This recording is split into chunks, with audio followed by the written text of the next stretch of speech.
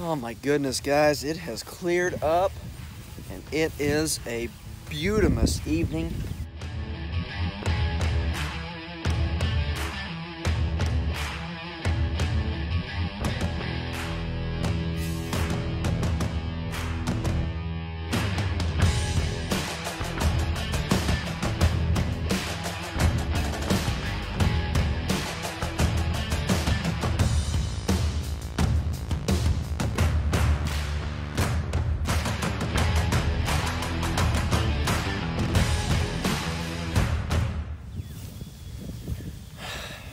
Breezy, the sun is shining, look at the sky.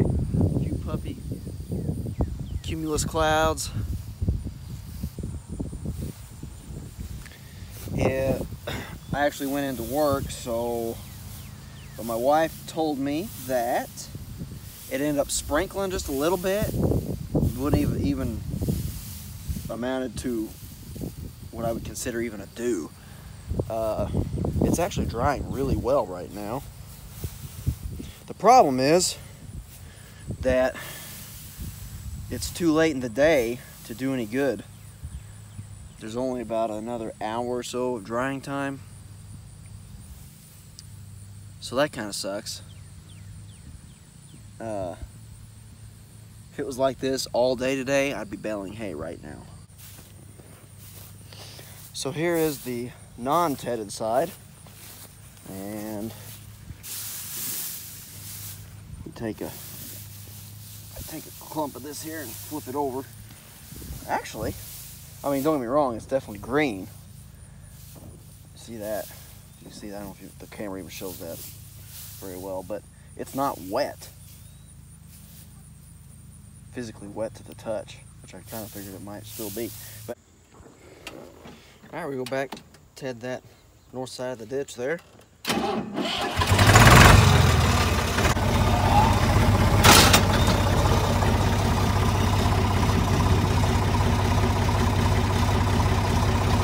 Well, that wasn't too good.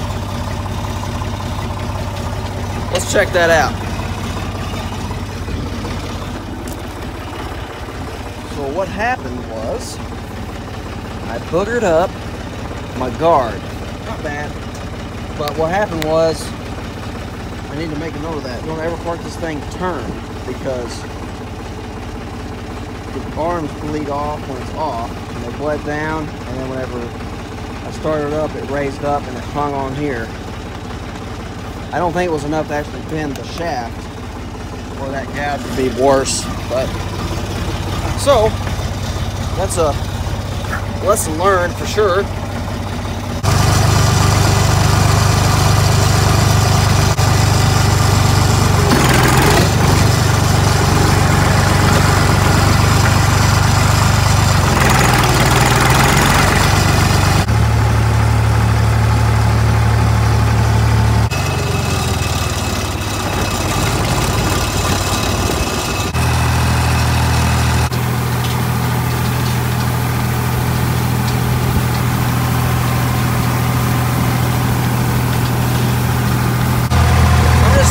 Pass down this field to get to the back instead of just driving through here doing nothing.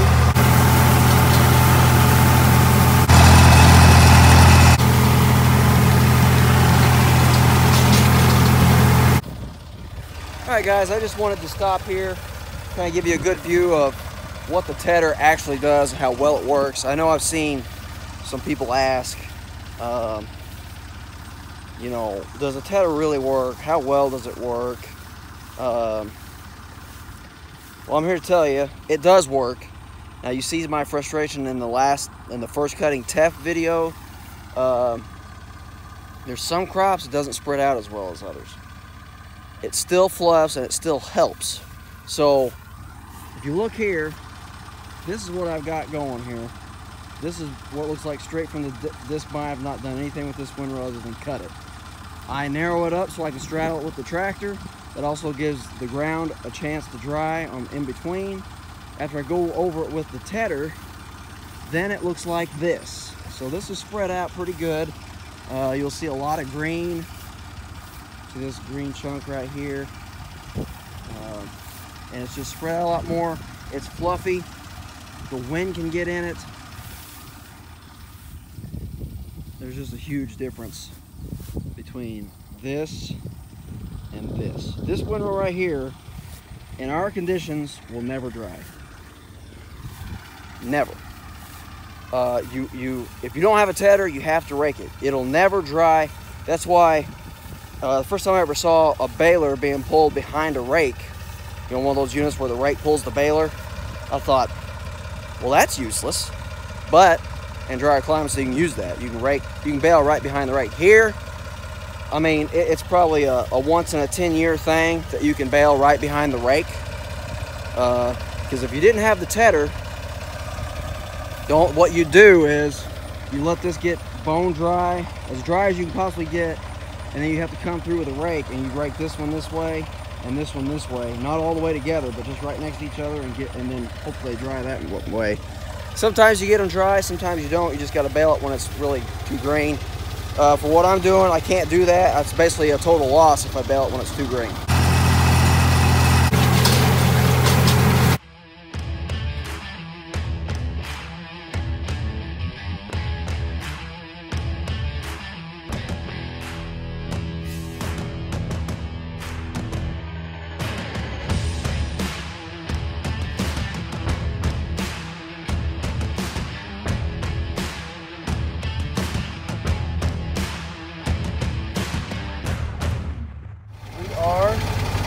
Done tedding that piece.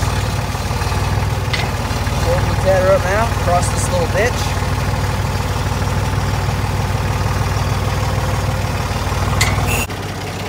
This is what we tedded yesterday. This is what we tedded today. And then that front field there also needs to be tedded. I might ted a little bit of it.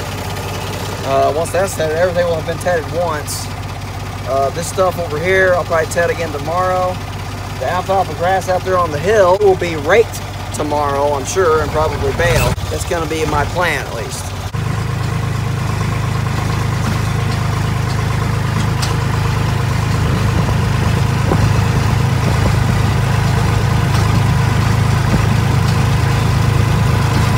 Look.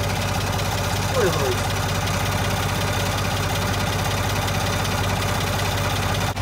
They think it's theirs.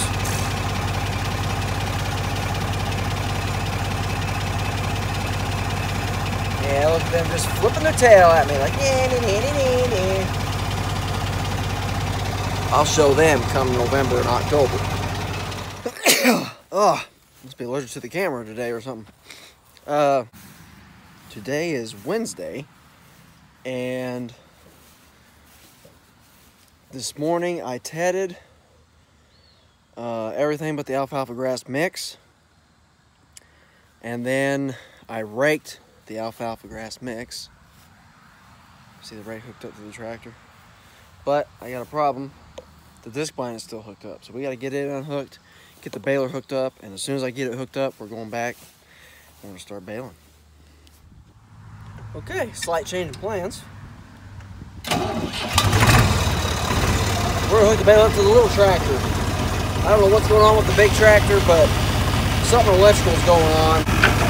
I started it up, and I noticed a funky smell, and my air conditioning fan is not working, but that smell, I think, is something getting hot, so I didn't want to risk starting an electrical fire trying to use it, so we're going to use this tractor. Alright guys, the first time I've ever kicked this baler on with this tractor. It's going. We'll see how she likes it. I have a feeling I'm going to feel it back there. It should pull it though, alright. Alright, here we go.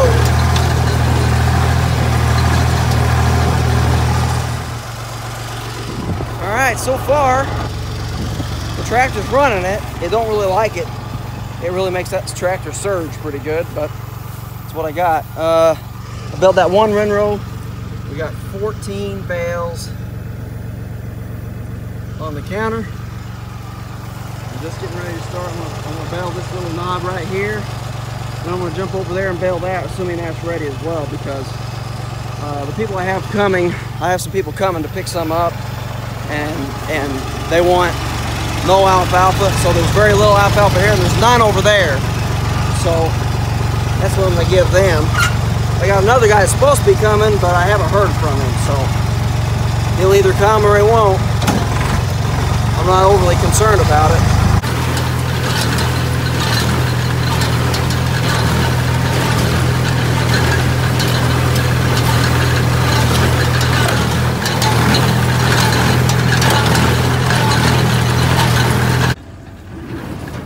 Alright guys, we made one round around the field. Got 38 on the counter, minus 14, which is what we started with right here. That's 24 for this little bitty patch. That's really good actually.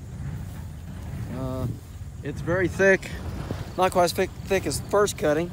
It is very good hay too, and it's dry, which is nice. Perfect. It's perfect. One thing, I definitely like baling with the white better than the Deutz. I mean, it's pulling it. It's not like it's not pulling it at all. It's just, it's all she wants, really, honestly. And I'm going slow. If I can't drive as fast as I can with the white, obviously. But it's better than not getting the bale because the white's down, so.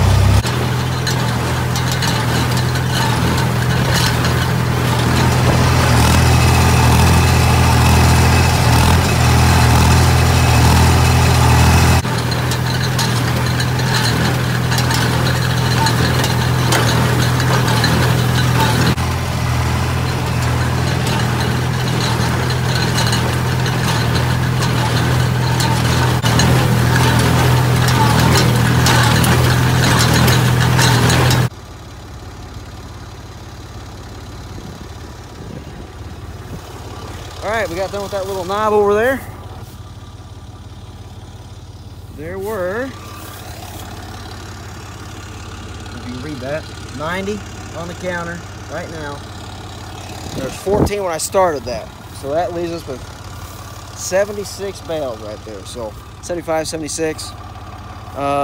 That made about 90 the first cut. So we're not far off from first cut and yield, which is pretty surprising really. But the windrows do look really big. But when I was cutting it, it didn't look like that much. So it's just hard to judge it sometimes. I was just checking this real quick. Oh yeah, she's ready to bale. All right, giving the little Deutz a workout, that's for sure. It's crazy how much difference it is. I mean, I knew it'd be a load, and I wouldn't like it, be doing that chug, chug, chug. But I didn't know I wouldn't be able to run near as fast as I have been. Like, not even close. So, this here I run a little bit faster probably. Not quite as thick. I was just thinking to myself, I can't believe it hasn't switched over and baling 90 bales. And, there you go. Actually, I should have paid more attention when I came back to look at it, because the first one dropped out was the only one that made a bale.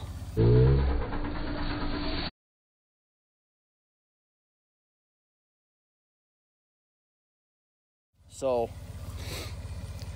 all right, we'll have to get this restrung. It's just whenever it changes over, I got notches in these. Oh. Uh-oh. No, we got other major issues. Okay, scratch that. Okay, real quick update. It was not as bad as what I was thinking, but whenever I looked up under there, I did not see a knotter frame. One of the left knotter frame, it was under this hood. I couldn't even see it. I was like, ah, crap. But what happened was, somehow or another, this pin came out of here. This pin here, that's over here. Somehow that cotter pin must have come out, and it just, so it was actually sitting up against, it was way up here like this. So obviously it had missed this. The weird thing is, I have changed over and I didn't miss a bale. It's the first time I've done this on this baler, because it's got notches in the, worn in the needles, and I haven't, that's a winter project after this year. I'll fix that. But So far I haven't been able to pull a knot through there. I've missed every single changeover this year. And I didn't miss this one though, but the pin came out. So I gotta get to the house. I'm gonna just get a bolt to put in there. I went up to the shop, got some tools. I noticed, I haven't checked since I adjusted everything, but this knife arm's a little bit loose, so I'm gonna go ahead and make an adjustment on it.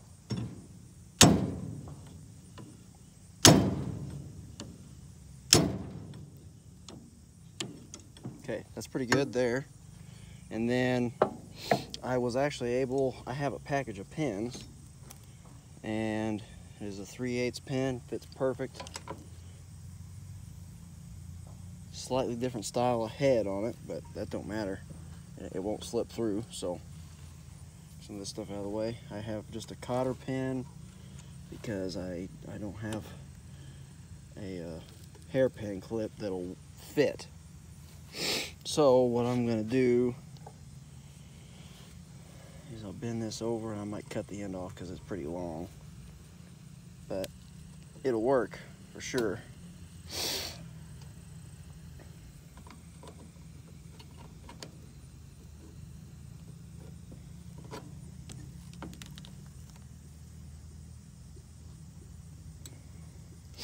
All right, I think that'll keep it from coming out.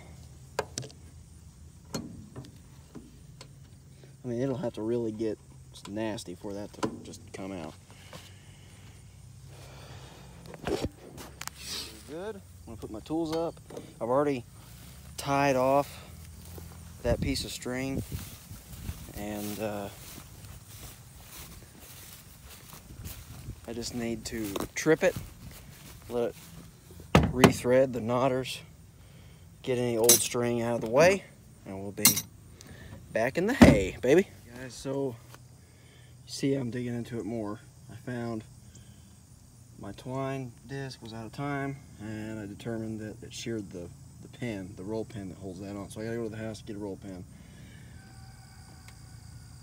I got the customers here getting some bales out of the field, so I've got to get this pin out and get a new pin in. I do have a pin up the shop, so I'm gonna go grab that and try to get this out of the gear and out of this shaft so we can get back in business. All right, guys, so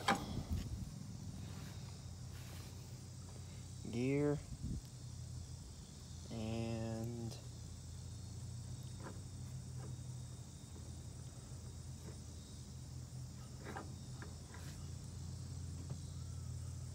pin. Got the new pin here. We're gonna do some love tapping here.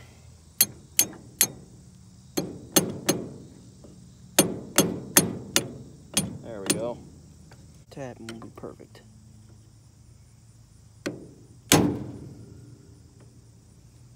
All right, so that's good. Now we got to put the worm gear on and get this somewhat timed. And I'm sure I'll have to check it at least one more time.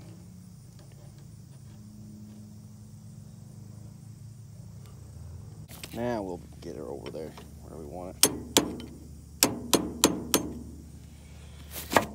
All right, so that's going to be really close.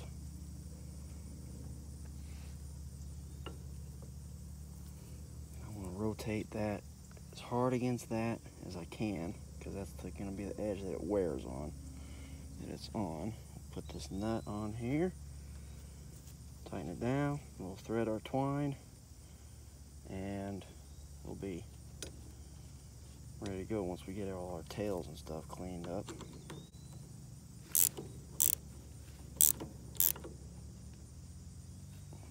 All right, we're good.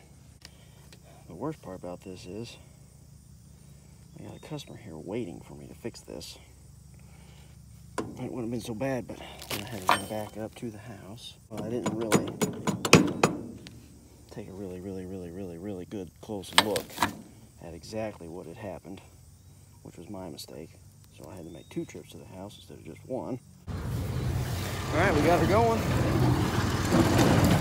And this time looks pretty close. I didn't have to redo it.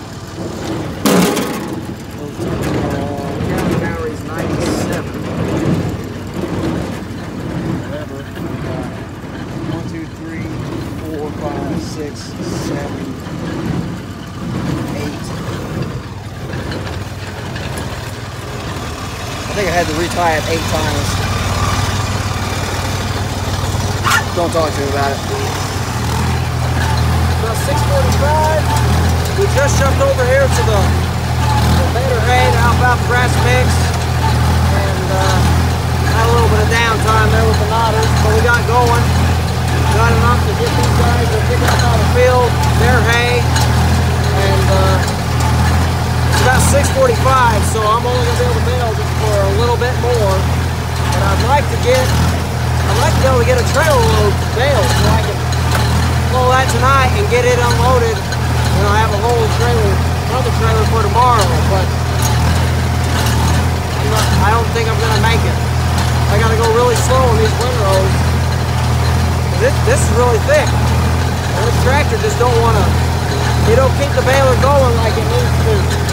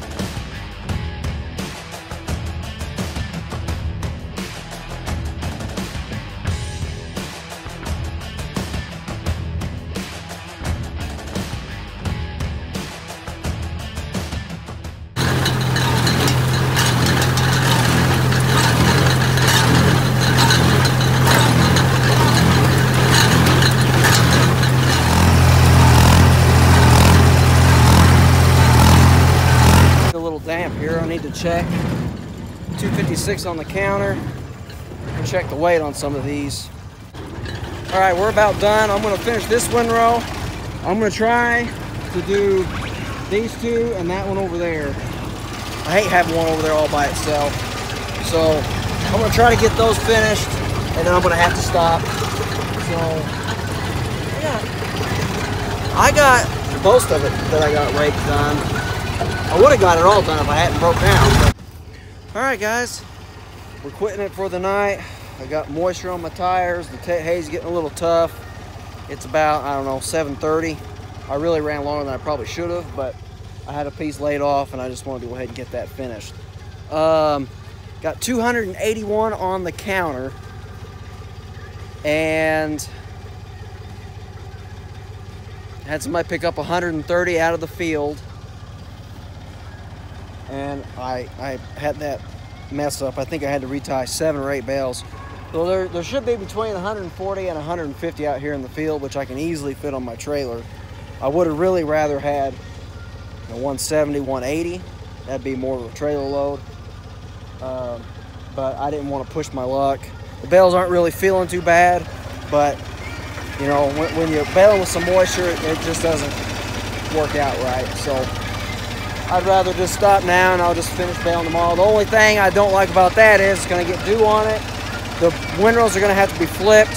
They're going to get bunched up. You know, they're pretty nice windrows right now. I mean, they're big, full windrows. So trying to flip them is going to be a pain in the butt.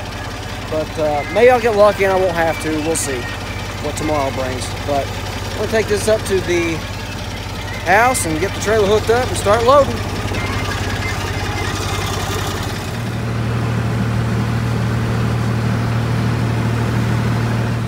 273 was my total count for this evening. Not as much as I wanted to get done, but when you have issues, that's just how it goes. Got 143 on the trailer here. My wife drove and I just loaded it, just backed it in the barn. I'll unload that tomorrow some point. And let me think here. And I sold 130 out of the field. So everything's picked up. So that's a pretty successful day considering I had issues with the baler. I'm glad nothing was actually damaged. Sheared a pin in the twine disc drive pinion where the worm meshes with, and that's where some of my extra bales came through, because I didn't realize that had happened until I'd already tried to string it. And anyways, you guys saw some of the footage, but I put it back together. Didn't have to adjust it any after I got it back together and got it strung. I did all my adjusting on the fly there and didn't miss a bale after I did that. And I actually changed bundles today, which was miraculous. But I'm gonna get cleaned up, hit the hay, pun intended, and I'll catch you tomorrow.